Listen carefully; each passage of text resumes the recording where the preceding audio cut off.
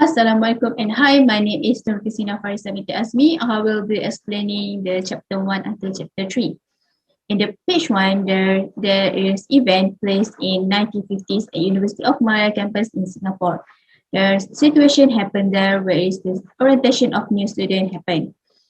Then we can see in the first page that the senior handling the junior, more like to bullying them, but not too much. And there is also ragging tradition by seniors that happen every year. In the page 2 until 3, new students or called freshies was teased, insulted, bullied, and made to do silly things by seniors. Then later on, a senior greeted one of the girl students that seated on the corner named Ayu. The senior used the cynical words since Ayu not introduced herself using full name. Then Ayu also replied with cynical sentences.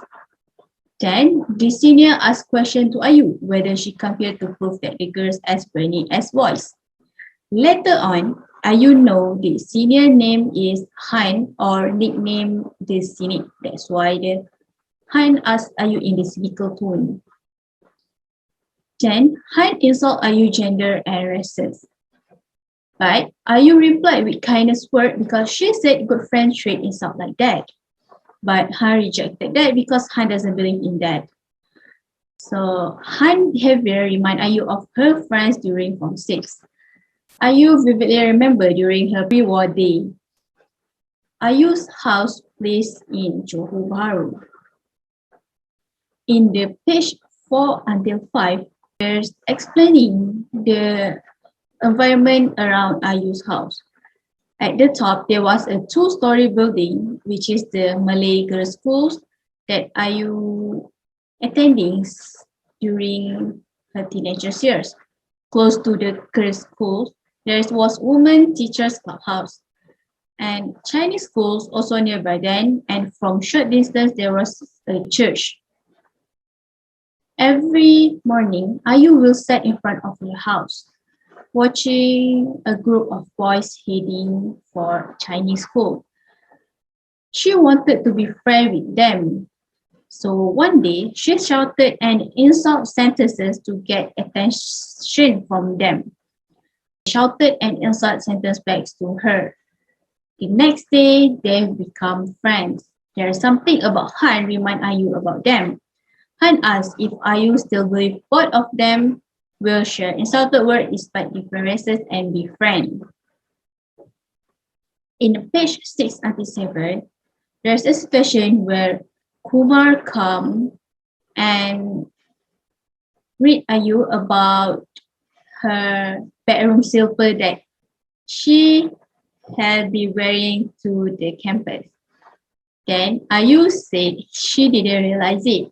So Han wanted to tease her with Kumar, but Kumar just walked away. Ayu stared at her slippers. She found it comfortable. But other freshies looked as if they had just stepped out of eggshells into white and wondrous world. Then Ayu saw a slender girl being ragged by the senior. When the senior left, Ayu come to ask her new friend Popo if she alright. Both of them introduced themselves. Ayu asked Popo about her future career and stories about her course also. Then, during their conversation, they were separated by a group of raggers. Then the ragging situation continues. The freshies were ordered to sing. Then Ayu also ordered to sing. Then she sang Twinkle Twinkle Little Star. But she was taught by a senior named Dilip.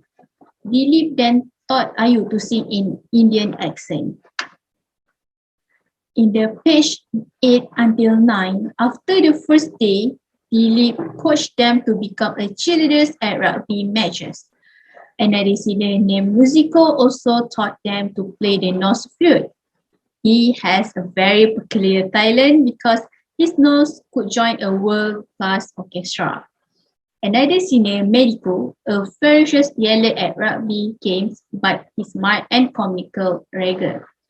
Then coming Han, the cynic, tortured them with squeezing pressures about their belief and values. In general, the girl had an easy time because most senior ladies were gentle and playful regulars. Unfortunately, the freshest boy gets ragged roughly. The boys being asked to play hockey with their nose give them royal flush, which is flush their head into the toilet. Ayu heard one of her classmates had been badly ragged. Also, in the same page, Ayu had a nightmare. She dreamed she was a freshy boy being ragged. Then she dreamed that she being one of the torturers. She woke up in horror and weeping and praying for forgiveness. We move on to chapter 2, page 10 until 11. On the weekend, are you going back to hometown using a bus? The twitter of bird on the trees helped to chase away the effect of Ayu's nightmare because she is uncomfortable with the nightmares. The bus arrived Johor Bahru town centre. She boarded the next bus without hustle. Then she was dropped off at her junction. There are a lot of durian trees along Ayu's journey toward home. Then, Ayu recalled a famous description of durian by a European, the taste of heaven and the smell of hell. Ayu entered her house using the secret gate that only her family knows. Then Ayu had a pleasure time to surprising her makna. Ayu planned to surprise her mother, but then Ayu realized that Ayu can surprise her mother, Husna, because her mother always sensed the coming of the loved one. Husna cooked a lot of Ayu's favorite dishes, then Ayu Big's family happy having lunchtime happily. In the page 12 until 13, Husna thought about pushing for federal assembly election. Ayu feel guilty because she doesn't even thought about freedom. In the British colony of Singapore, the desire for independence did find expression once in a while, but mostly remained under the surface. Ayu's mother Husna supported the peaceful way of freedom. It is not easy as the British are wily. When the thought of their succeeding, the British always find a way to make them fail. Then, after all of them finishing their lunch, Ayu offers to wash the dishes because Fatin, her sister, had helped her mother and auntie in the kitchen earlier. In the page 14 and 15, a story about Ayu brothers. Shah is someone who can discuss anything and hold his own. He spoke gently with a touch of humor. In this page also, stories about Ayu's father. Fatin and Shah does have memories of their father, but Ayu doesn't get chance to live with her father for a long time as her father died. Every time Fatin broke into chuckles, she resembled her father a lot. Shah resembled his father in strength, protectiveness, love of adventures, and a passion for wordplay and intellectual acrobatics. Then Ayu wondered if she has anything that resembles her father also. Fatin said that Ayu have his father's gentleness traits with some sense of humor. Later on, Shah offers to help Ayu to wash the dishes, but Ayu shooed him away to join his beloved chicken in the yard. Later, Ayu looked for her mother, then found her mother resting in bed, looking very tired. Ayu felt pity to her mother because his mother became a single mother after her father died and raised the three of them. Ayu offers to massage her mother. In the page 19 until 17, a story is that Ayu's mother, Husna, dreamed to Ayu become a doctor, but she felt disappointed when Ayu told her that she wanted to change medicine to arts. Then, while massaging, Ayu thinking that at age 2 to 7, Ayu and her siblings always use their little hand to massage their overworked parents.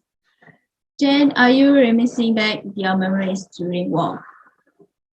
Husna once told Ayu that it's war that makes people cruel, and Ayu's generation had been children during World War II happened. Some children like Ayu experience trauma through overhearing stories by adults. Ayu's classmate PS never recovered from experiencing the victims of brutal killings. PS already lost faith in all things human and divine. In the evening, on the same day, Ayu cycling to her friend's house. She knows Mimi, her friend, since they are Form 3.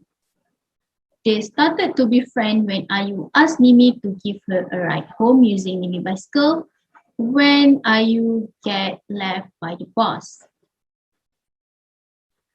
Alright, in the page 18 until 19, Ayu feel like a home when she saw the dishes made by Mimi's mother. Mimi was very bright and talented in art and language, but hardly ever spoke up in class. Mimi started open up to Ayu after Ayu greeted her before that. On a later visit, Ayu met Mimi's father. At first, Ayu thought that he had no nonsense impression look about him, but after that, Ayu was tongue-tied while having conversation with him about school and career. But after a while, she felt kindness from him and relaxed. In the page 20 until 21, during weekend, Ayu cycled over along the hills and arriving at Mimi's house with a cry of water. In 4 years, hardly a weekend passed without a comical shout from Ayu until Ayu went to university in Singapore. At the prison, Ayu being asked about her campus life, especially the ragging that famously happened. Ayu told Mimi about her nightmares. Then Mimi only said that Ayu felt too much for others. Ayu always placed herself in the victim place and also in the torturer place. Though touched by her friends' faith in her, she was still troubled. The next day, Ayu went to Sirmit's house. Ayu asked the same things to Sirmit, but Sirmit's answer was the same with Mimi.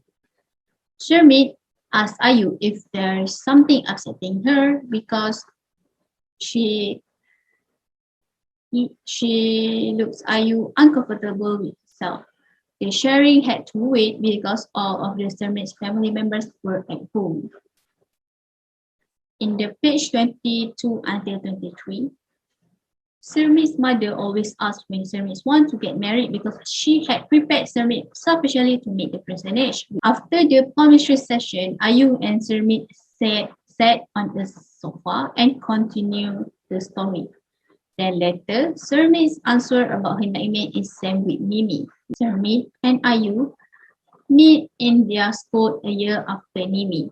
Mysteriously, three of them become a group of best friends immediately. Ayu and Sirmit love to hear Mimi sing songs from Hindi film, and Sirmit's specialty was telling the story of a movie that the other two had not seen. In the page 24 until 25, beyond their protective family circles, they learn of love and yearning, joy and heartbreak, strength and frailty from novels and films. The two friends recalled with amusement the naive notions they had shared with Mimi when they were schoolgirls. Sirmit then realized how much they'd grown up. Then, Sirmit's mother come and wondering how can both of them have a long story to tell from afternoon to twilight. In the page 26 until 28, the next morning, Ayu visited Ima in her office, but she didn't mention the nightmare. Ayu and Irma has become neighbors and playmates since early childhood. Ima is a year older than Ayu, but they have become classmates during English medium school. Even after leaving school, Ayu and Ima had met frequently until Ayu went to university. At their last meeting, Ima had been very upset with Ayu for switching medicine to arts. Then Ayu tried to explain the way she looked at it, but Ima too agitated to listen. Ima had pinned her hopes on Ayu becoming a doctor.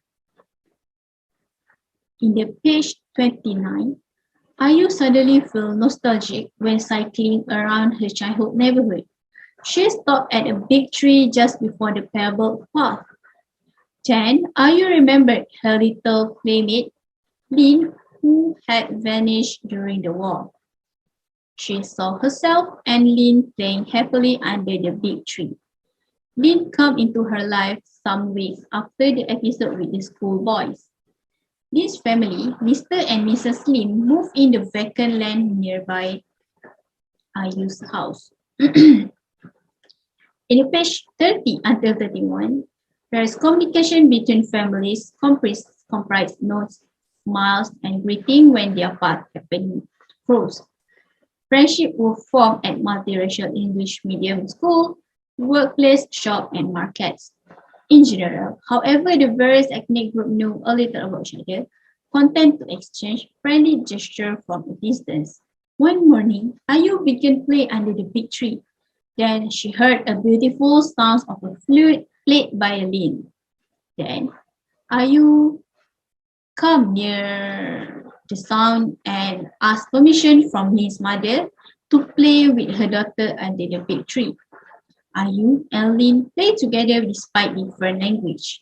Both of them always played traditional games that was normally famous during that time. In the page 32 until 33, Ayu's relatives said that even though Lin is her good friend, but in the next world, Lin will be hell and Ayu in heaven. Ayu cried and looked for his father. Then Ayu's father advised her to remember that God is fair, kind, and loving.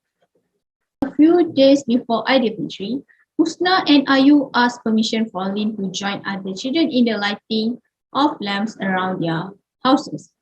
On the first day of Aidilfitri, Lin and her parents come over bringing fruits and the two families enjoyed getting really acquainted over chicken rendang and ketupat. 2 days before Lin's New Year, the Lims brought arranged for Ayu's family before they are going to their hometown in Ipoh.